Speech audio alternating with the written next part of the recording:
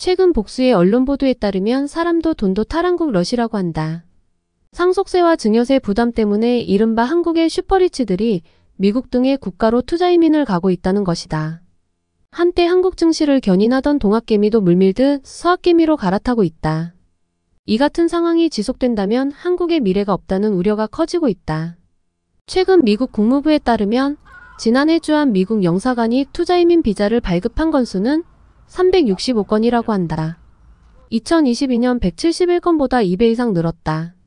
올해 6월 한 달간 투자이민 비자를 발급한 건수만 105건으로 평년 수준을 훌쩍 뛰어넘었다. 투자이민 비자를 신청한 건수는 훨씬 많다.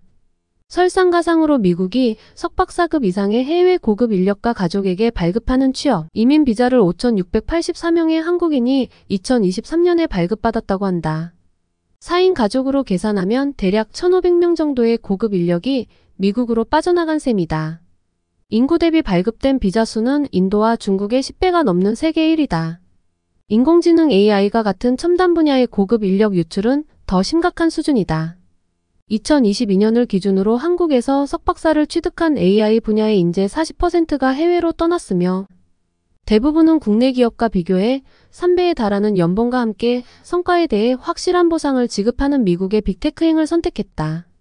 이에 앞서 국제투자이민 자문회사인 헨리앤파트너스 헨리앤드파트너즈가 최근 발표한 2024년 글로벌 개인자산가 이주 보고서에 따르면 한국에서는 올해 2023년에 800명보다 50%나 많은 1200명의 고액순 자산 보유자가 해외로 빠져나갈 것으로 예상한 바 있다.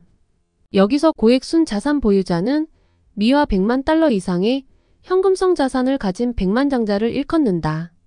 흥미로운 점은 헨리앤파트너스의 경우 미국 대선에서 트럼프가 대통령에 당선될 것으로 전망했었다는 점이다.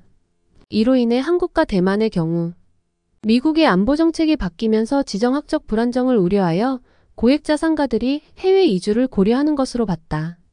한국은 올해 중국 1만 5,200명, 영국 9,500명, 인도 4,300명에 이어 고액 자산가 순유출국 4위에 랭크됐다. 5위는 러시아 1,000명, 6위는 브라질 800명이었으며 남아프리카 공화국 600명, 대만 400명, 베트남과 나이지리아가 각각 300명으로 뒤를 이었다. 헨리앤파트너스는 올해 전 세계적으로 전례가 없는 12만 8천 명의 백만장자가 부의 유지와 창출이 가능한 안전한 국가를 찾아 떠날 것으로 예상했다. 전 세계가 지정학적 긴장, 경제적 불확실성, 사회적 격변이라는 퍼펙트 스톰에 직면하면서 기록적인 숫자의 백만장자들이 발빠르게 움직이고 있다. 헨리앤파트너스는 여러 면에서 백만장자의 대규모 이동은 글로벌 관점에서 부의 지각판과 권력의 심오한 변화를 예고하는 선도적인 지표여서 이들이 떠나거나 새로운 터전으로 삼는 국가들의 미래 궤적에 광범위한 영향을 미칠 것이라고 했다. 백만장자들이 이주처로 선호하는 국가는 미국 외에 아랍에미리트 UAE, 싱가포르, 호주, 캐나다, 이탈리아, 스위스, 그리스, 포르투갈, 일본 등이 꼽혔다. 거액 자산가를 가장 많이 빨아들이는 UAE에는 올해 6,700명이 순유입할 것으로 전망됐다. 이는 3,800명의 순유입이 예상되는 미국보다 2배 가까이 많은 수치다. 두바이에서 거액 자산가를 상대로 비즈니스를 하는 프라이빗 웰스 및 패밀리 오피스 관계자는 UAE는 불과 5년 만에 강력한 규제 프레임워크를 도입해 부유층이 자산을 보호하고 향상시킬 수 있는 다양한 혁신적 솔루션을 제공하고 있다고 말했다. UAE는 현재 소득세가 제로이며 골든비자, 럭셔리 라이프스타일, 전략적인 위치 등으로 고액 자산가의 사랑을 받고 있다. UAE와 미국 외 국가로의 거액 자산가 순유입은 싱가포르 3,500명, 캐나다 3,200명, 호주 2,500명, 이탈리아 2,200명, 스위스 1,500명, 그리스 1,200명, 포르투갈 800명, 일본 400명 등의 순이었다. 이번 보고서 작성을 위해 10년 동안 부의 이동을 추적해온 뉴월드 웰스의 연구 책임자는 백만장자들을 흡수하는 국가들은 외환 수익을 창출할 뿐 아니라 이들 중 약 20%는 기업가이자 창업가로 현지에 새로운 일자리를 창출할 수 있다고 말했다. 천만장자나 억만장자의 경우 60%가 새로운 사업을 일으켜 고용을 유발한다. 미국의 투자이민 비자 발급 국가별 순위에서 올해 한국은 중국, 베트남, 인도, 대만에 이어 5위를 찍었다. 매경 보도에 따르면 막대한 상속증여세 부담에 지친 슈퍼리치들이 세금 부담이 적은 해외로 눈을 돌리고 있다는 분석이 지배적이다. 한국의 상속세 최고세율은 60%로 전 세계에서 가장 높은 수준이다. 미국 이민 투자자연합 관계자는 최근 한국과 베트남의 비자 수요가 강력하다고 전했다.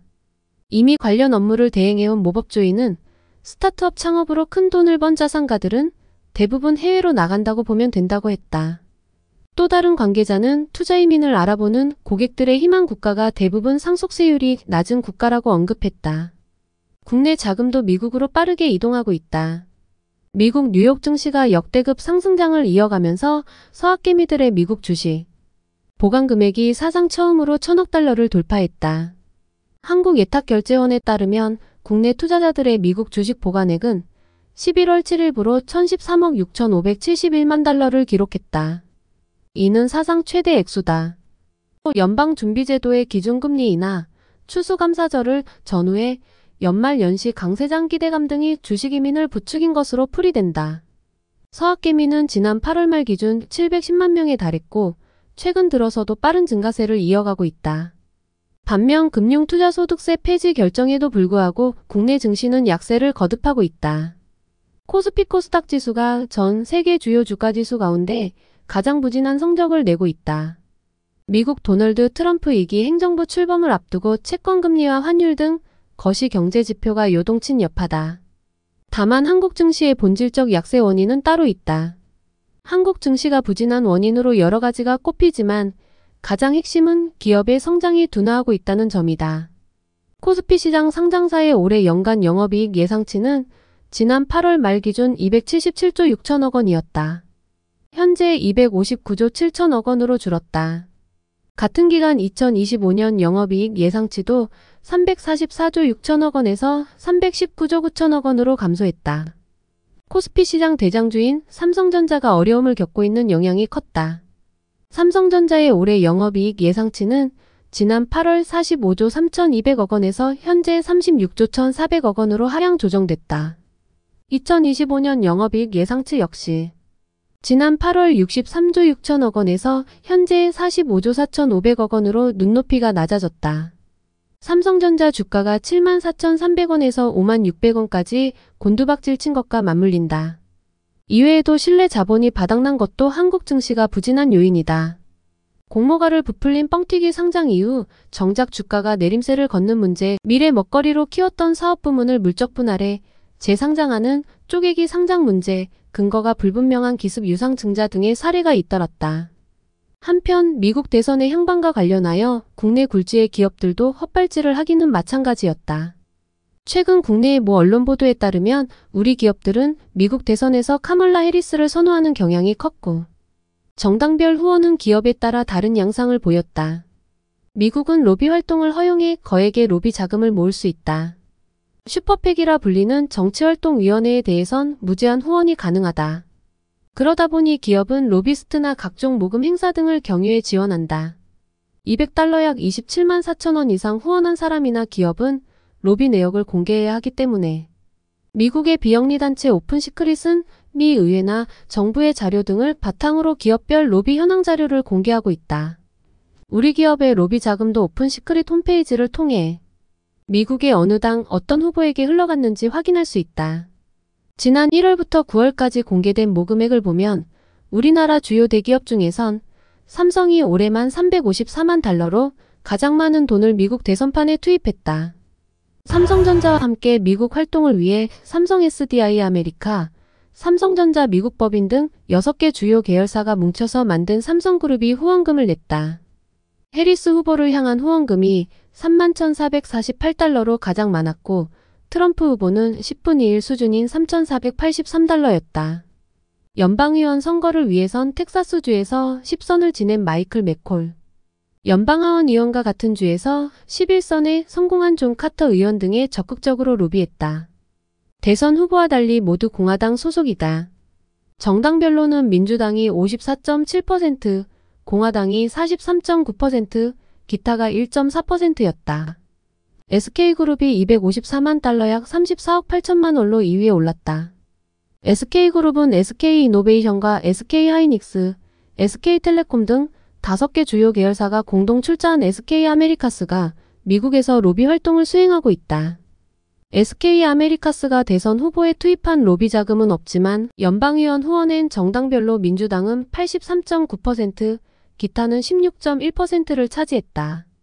흑인 여성 최초의 델라웨어주 하원 의원인 리사 블런트 로체스터 민주당 의원과 마틴 하일리 뉴멕시코주 민주당 의원 등이 많은 후원금을 받았다. 3위는 현대자동차 그룹이다.